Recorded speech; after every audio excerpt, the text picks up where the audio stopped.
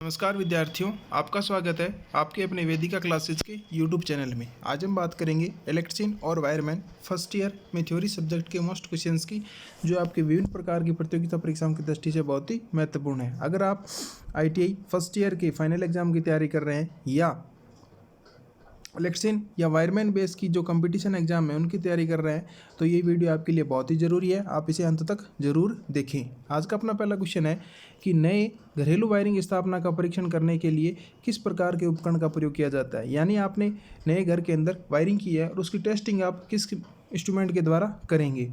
ए multimeter, B megger, सी shunt type ओम metre, D आपका series type ओम metre. तो यहाँ पे आपका बी ऑप्शन राइट आंसर होगा। मेगर का प्रयोग करके आप घर की वायरिंग की टेस्टिंग कर सकते हैं। नेक्स्ट क्वेश्चन अपना है वायरिंग स्थापना में परीक्षण का प्रकार क्या है। यानी वायरिंग स्थापित की गई है और उसके अंदर टेस्टिंग का किट लगाया गया है, तो वो कौन सा है आपका।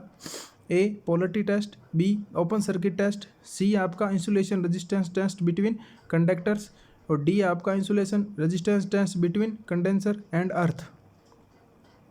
तो यहाँ पे आपका डी राइट होगा कि चालक और भूमि के मध्य कुचालक प्रतिरोध की जांच।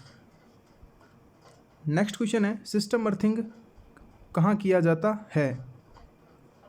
ए जनरेटिंग स्टेशन पे, बी इलेक्ट्रोप्लेटिंग इंस्टॉलेशन में, सी स्मॉल इंडस्ट्रियल इंडस्ट्री में, डी डोमेस्टिक वायरिंग इंस्टॉलेशन में। तो यहाँ पे आपका ए ऑप्शन राइट आंसर होगा कि जहाँ पे जनरेशन स्टेशन यानी जहाँ पे विद्युत का उत्पादन क्या होता है, जनरेटिंग होती है, वहाँ पे सिस्टम अर्थिंग का प्रयोग किया जाता है।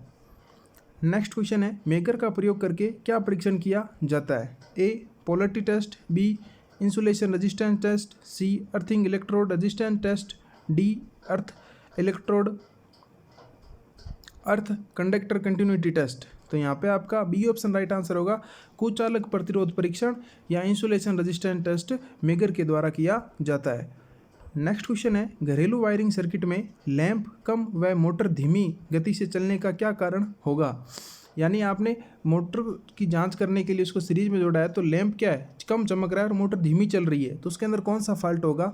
ए न्यूट्रल लाइन में खुला परिपथ, बी चालकों के बीच शॉर्ट सर्किट, सी उच्च मान श्रेणी परिपथ दोष, डी आपका है भू संपर्कित तार में खुला परिपथ। तो यहाँ पे आपका सी ऑप्शन राइट आंसर होगा उच्च मान श्रेणी परिपथ दोष।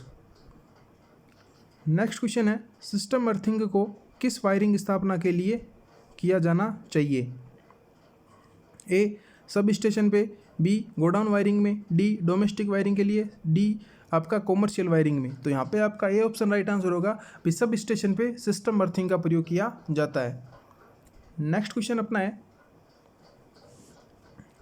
पृथ्वी प्रतिरोध माप की कौन सी विधि सचित्र है। यानी जो पृथ्वी का प्रतिरोध मापने के लिए अपन जो सिस्टम का प्रयोग कर रहे हैं, उस डायग्राम को देखने से आपको क्या पता चल रहा है, ये कौन सा सिस्टम है आपका। Fail in current, fail in potential, current dividing, potential dividing. तो यहाँ पे आपका बी ऑप्शन राइट आंसर होगा विभव का पतन या फेल इन पोटेंशियल।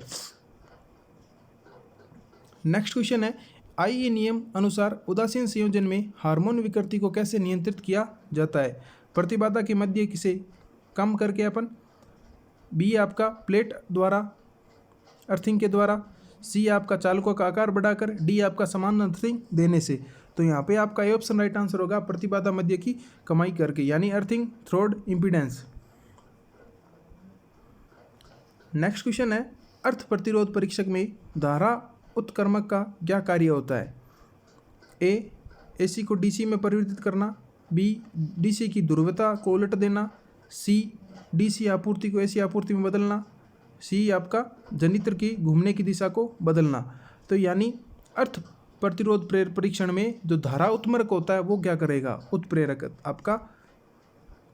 तो इसमें सी ऑप्शन राइट आंसर होगा DC आपूर्ति को AC आपूर्ति में बदलने का कार्य करता है।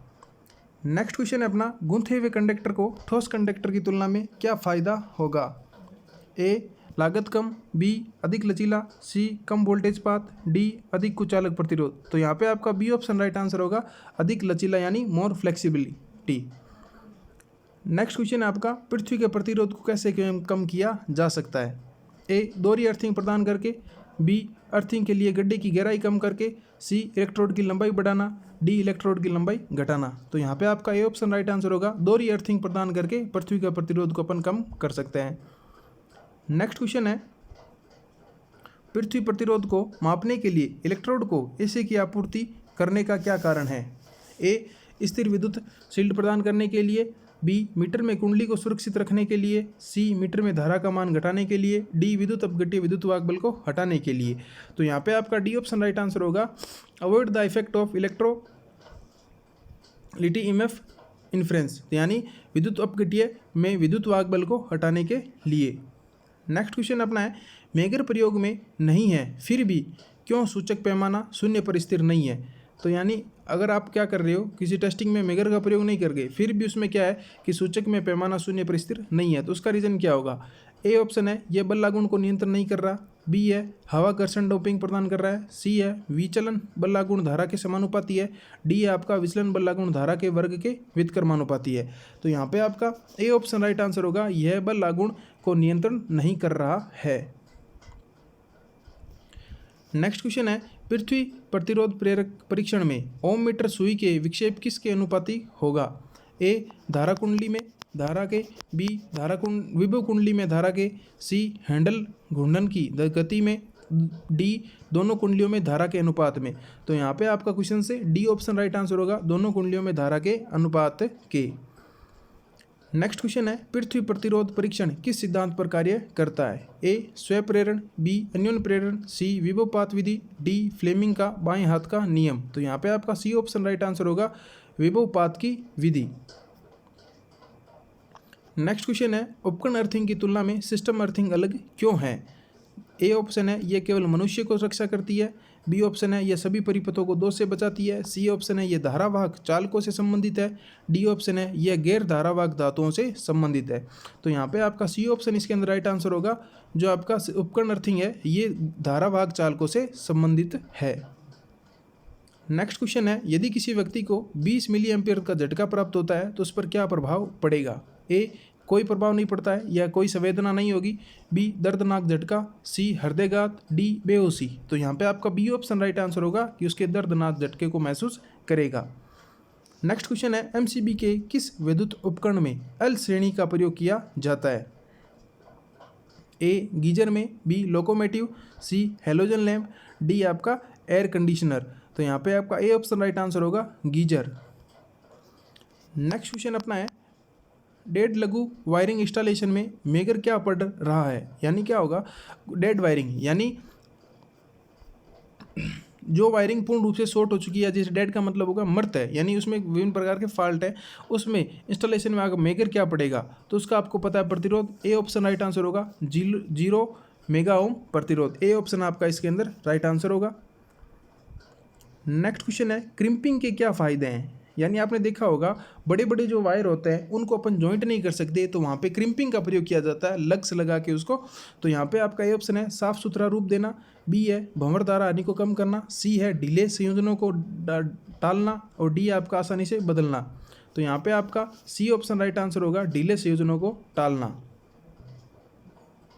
ये थे आज के अपने कुछ महत्वपूर्ण क्वेश्चंस जो आपके एनसीईआरटी एग्जाम और विभिन्न प्रकार की प्रतियोगिता परीक्षाओं की दृष्टि से बहुत ही महत्वपूर्ण है। अगर आपको वीडियो अच्छा लगे तो लाइक शेयर ज़रूर करें। आप चैनल पे नए हैं तो चैनल को सब्सक्राइब करना ना भूलें। धन्यवाद।